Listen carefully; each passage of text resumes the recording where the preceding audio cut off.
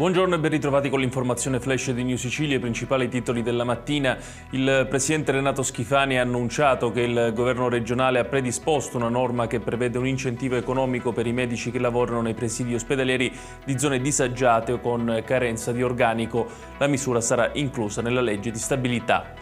È stata fatta luce su 2 omicidi avvenuti nel 2008 ad Adrano, nel Catanese. In carcere sono finiti 4 soggetti addraniti appartenenti al clan Sant'Angelo. Dietro le uccisioni, ritorsioni per una guerra fra famiglie. Se non torni con me ti faccio finire come quella di cui stanno parlando in televisione è la minaccia riferita alla sua ex compagna, con un chiaro richiamo a Giulia Cecchettin, fatta da un 64enne di Priolo Gargallo nel Siracusano. L'uomo è stato arrestato dalla polizia.